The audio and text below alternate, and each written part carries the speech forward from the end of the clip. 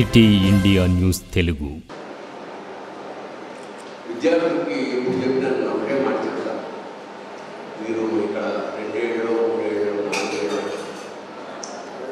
జీవితంలో it's golden period.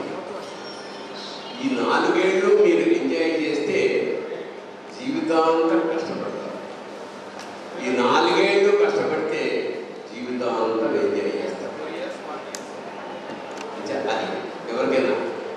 అలాగే కూరగాయలు చాలా రకాలు ఉంటాయి. వంకాయలు, బెండకాయలు, బీరకాయలు, దోసకాయలు, టమాటాలు, పచ్చిమిరపకాయలు, ఇవన్నీ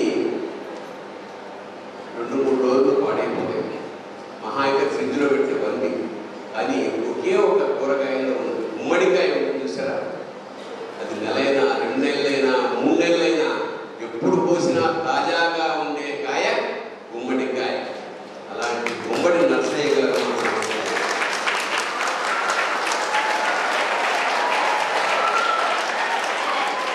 అటక మీద దాచిపెట్టుకోవచ్చు, దాన్ని అవసరం వచ్చినప్పుడు వాడుకోవచ్చు, పులుసులో వేసుకోవచ్చు, కూర చేసుకోవచ్చు, ఎట్లా చేసుకున్నా సరే సమాజానికి ఏ విధంగానైనా పనికొచ్చే ఒక అద్భుతమైన వ్యక్తి గుమ్మడి నర్సయ్య గారు.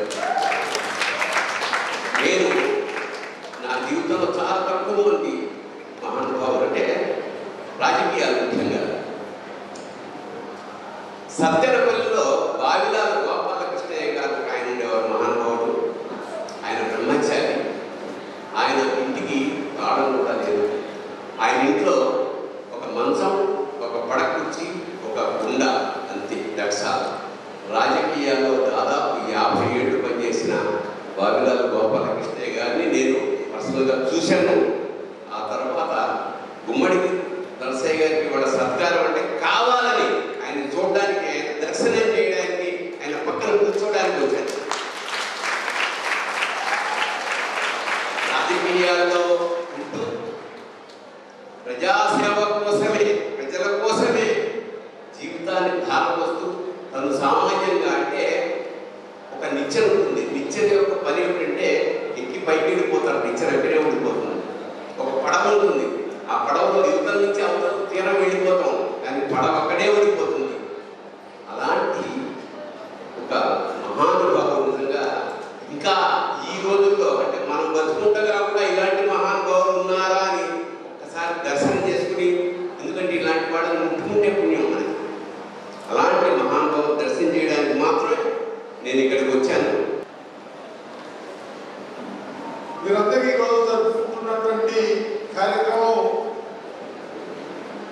మీ అందరి సంతోషం కోసమని అనుకుంటే మీ ఇష్టం.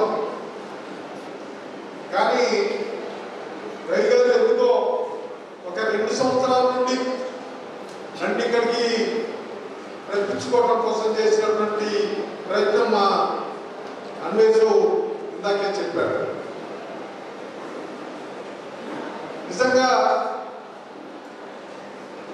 రైగారి అభిమానం, రైగారితో ఉన్నటువంటి మీ అందరి అభిమానం ఏదైతే మొత్తాన్ని నన్ను ఇక్కడికి రప్పించింది.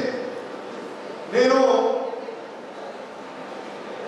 భరణి గారు వస్తారని నాకు తెలియదు, కానీ నేను ఒక కళాకారుని,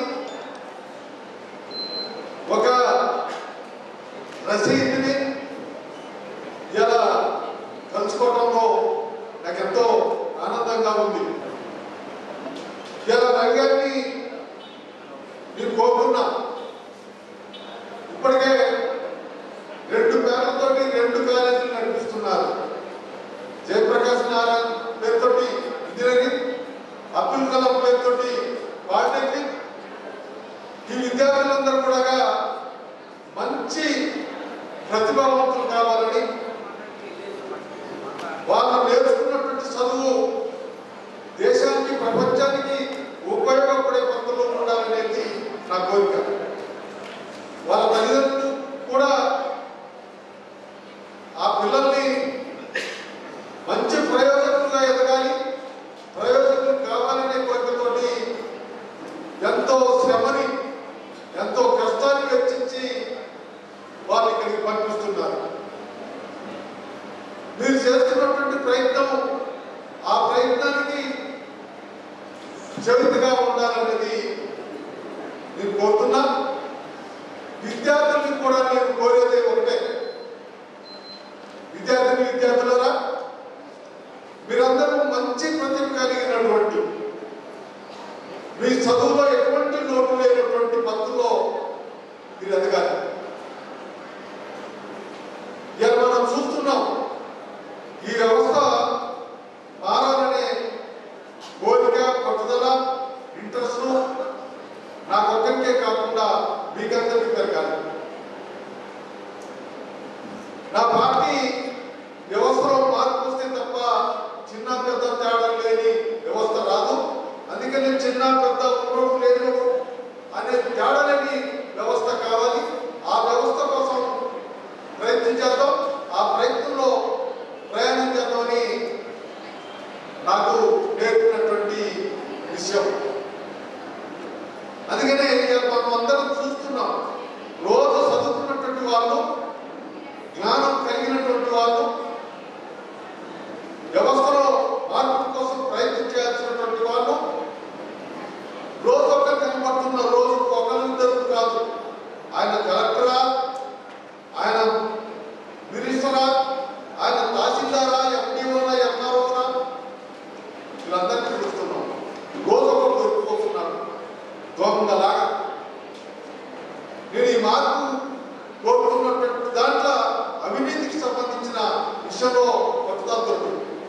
నన్ను అప్పుడప్పుడు అభిప్రాయమైనా కానీ ఏంటంటే మీరు 5 సార్లు ఎమ్మెల్యేగా ఇంట్లోటట్టు ఏంటండి, సింపుల్గా ఉండటం అంటే ఎట్లుండాలి?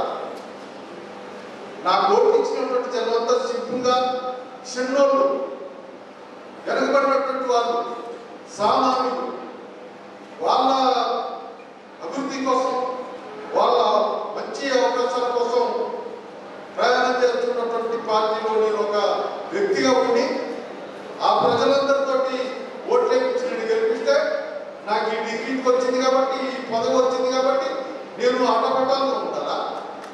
ప్రజలందరూ ఉండకూడదా? ప్రజలందరూ ఎప్పుడైతే మంచిగా అన్ని అవకాశాలు కలిగి సంతోషంగా ఉంటారో అప్పుడు నేను వాళ్ళని తయారు. ఇప్పుడు వాళ్ళ ఎంతబడి ఉన్నారు, వాళ్ళు సామాన్యంగానే ఉన్నారు, నేను సామాన్యునే. నేను ఇవాళ మీ అందరికీ